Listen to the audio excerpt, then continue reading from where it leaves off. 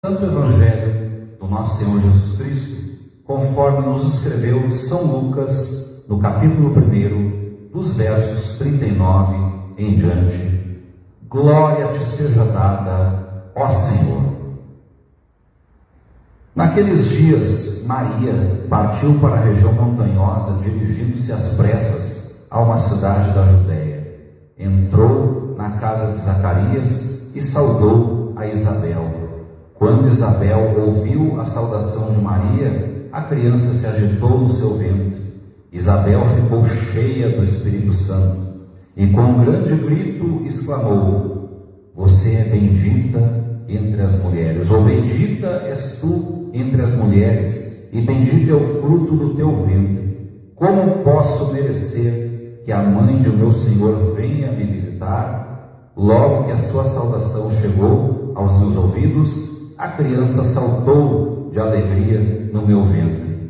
Bem-aventurada aquela que acreditou, porque vai acontecer o que o Senhor lhe prometeu. Então Maria cantou: A minha alma proclama a grandeza do Senhor. O meu espírito se alegra em Deus, meu Salvador, porque olhou para a humilhação de sua serva. Doravante todas as gerações me felicitarão, porque o Todo-Poderoso realizou grandes obras em meu favor. Seu nome é santo, a sua misericórdia chega aos que o temem de geração em geração. Ele realiza proezas com o seu braço, desperta os soberbos de coração, derruba do trono os poderosos e eleva os humildes. Aos famintos enche de bens e despede os ricos de mão vazia. Aos famintos enche de bens e despede os ricos de mão vazia. Socorre Israel, seu servo, lembrando-se de sua misericórdia, conforme prometera aos nossos pais em favor de Abraão, de sua descendência para sempre. E Maria ficou 3 meses com Isabel, depois voltou para casa. O Evangelho do Senhor. Louvado sejas, ó Cristo, aleluia. Louvado seja o nome do Senhor nosso Deus.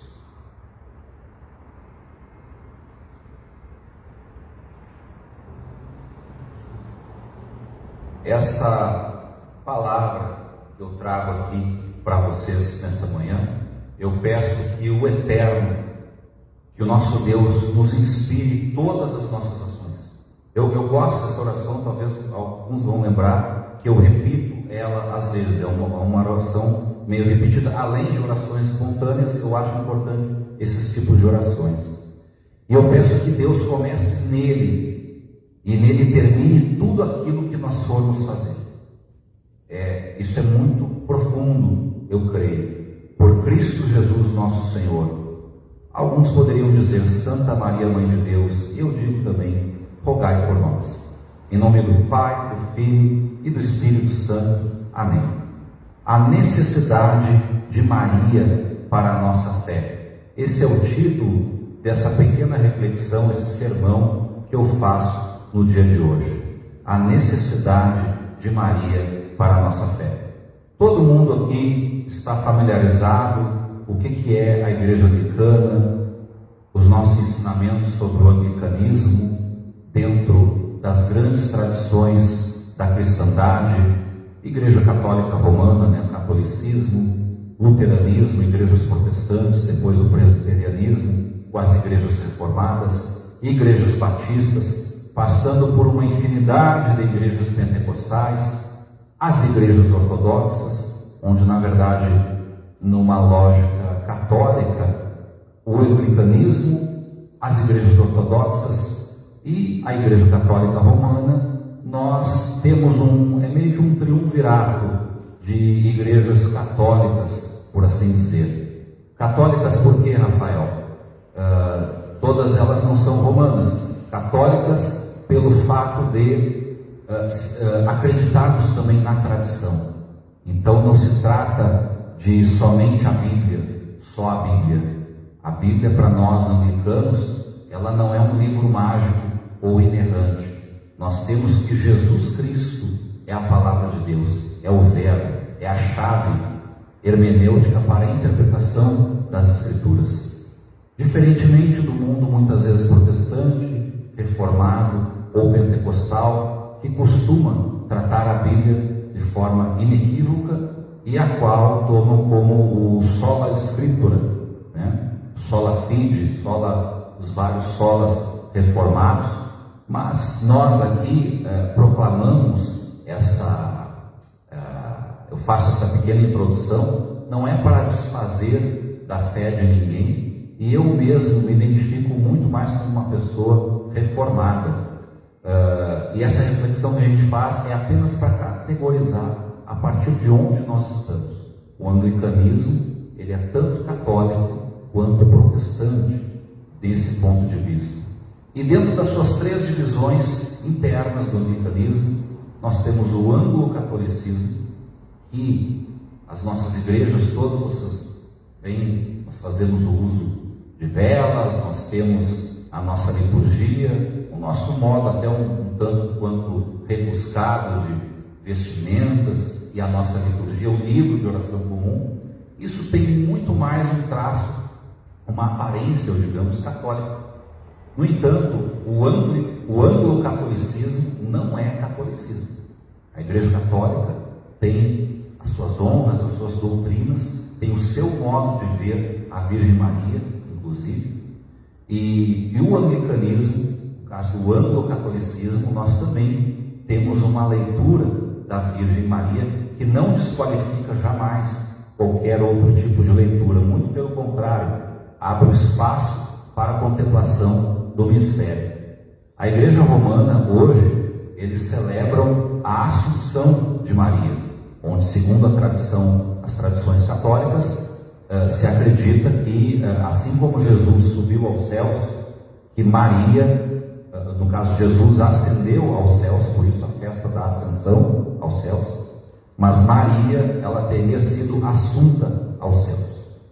Um arrebatamento, que nem o profeta Elias e Enoque do Antigo Testamento, que Maria também havia conseguido esta graça. Em todas as coisas que eu estudo e vejo por aí, até hoje eu não encontrei nenhuma forma de defesa da fé que vá contra esse entendimento da Igreja Católica, dizer, não, isso aí não é verdade, etc. O que tem são relatos de muita gente que quer ofender os católicos, de pegar e dizer que não, isso aí não tem nada a ver. Mas o que acontece? Essa semana, o bispo César, Francisco César, que é o nosso bispo diocesano da DASP, de São Paulo, e se reúne com Humberto, eles têm em plena comunhão, ele publicou um pequeno estudo nas redes sociais dele, e eu compartilhei no nosso grupo da igreja também, onde ele explica, e dentro de uma linha que ele vem escrevendo já há algum tempo, mas ele fala hoje sobre a memória da bem-aventurada Virgem Maria, né? E ele explica de uma forma até num tom mais rebuscado, mais estudado, né, do que é a Mariologia para os anglicanos. O bispo Humberto, no ano passado, fez um extenso estudo com o reverendo Sidney e essa paróquia onomástica que leva o nome da Virgem Maria, explicando, convidou alguns católicos também para participar, explicando como que nós vemos a questão da Virgem Maria. Eu sempre, como me identifiquei como uma pessoa mais reformada ou mais evangélica, dentro das divisões do catolicismo, igreja via média, né? E eu estaria no caso da igreja baixa, mais evangelical, eu posso dizer assim. Porém, eu naquele momento, e algumas pessoas dentro da igreja, inclusive, talvez um pouco resistente a esta situação, onde reverendos antigos tinham muito mais apreço por uma ideia evangélica, mas dentro dos rincões do fundamentalismo, como vemos hoje muito por aí de igrejas evangélicas. Então eu noto que o nosso bispo diocesano, o bispo Humberto, que Deus abençoe, ele tem muito cuidado em lidar com essa questão na Mariologia e na fé das pessoas, e também das pessoas que não são anglicanas e que estão conosco muitas vezes. Nós jamais vamos recusar a ideia do mistério, do que pode vir a ser, do que pode ser. Tem uma igreja, os ortodoxos, eles mantêm, se eu não me engano, uma igreja na Síria, onde eles sustentam que ali tem o túmulo de Maria, e o túmulo vazio. Então até hoje ninguém encontrou, não, eu achei aqui os restos mortais, ou o túmulo, não acharam. E essa igreja ortodoxa, eles mantêm também essa tradição dentro dos bispos, dentro dos entendimentos que eles têm. Eu, meus irmãos e minhas irmãs, ultimamente eu tenho me tornado um buscador dessas coisas e de muitas coisas. Eu não fecho os meus olhos e a minha visão para nada. E dentro do que tem acontecido ultimamente, eu estou trabalhando ultimamente num cemitério e fazendo funerais. Toda semana, os 3, 4 dias na semana, eu vou para lá. E assim, eu nunca tinha feito funerais nessa frequência, assim. E funerais de pessoas que não são cristãs, não são católicas, são de outras fés, inclusive, mas elas querem muitas vezes o rito cristão. E muitas pessoas devotas de Nossa Senhora, devotas de Aparecida, né, dentro da fé católica. E eu tive a oportunidade de rezar ali com aquelas pessoas. Não, eu não me furtei de, eu não vou, não sei o quê. Não, eu rezei, sim, Ave Maria com eles. E diante disso, eu pude perceber a riqueza da fé daquelas pessoas e pude aprender muito com elas o que elas vivenciam a partir desse entendimento que muitas vezes na minha vida eu não tive, mas que agora, ou em últimos momentos, a gente tem aprendido, tem visto muitas coisas, muitas realidades. Então nós temos que ter sempre cuidado de não colocar, uma das grandes riquezas do anglicanismo é não colocar o tacão assim daquilo, não, olha, é desse jeito aqui, né?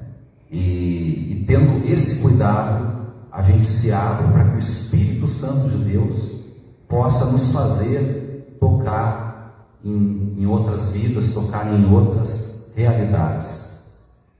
Com essas palavras eu concluo aqui esse entendimento junto com os irmãos, e eu convido a todos aqui presentes a fazermos a leitura do nosso credo apostólico, que ele está no seguinte ali do livro de oração, da página 359.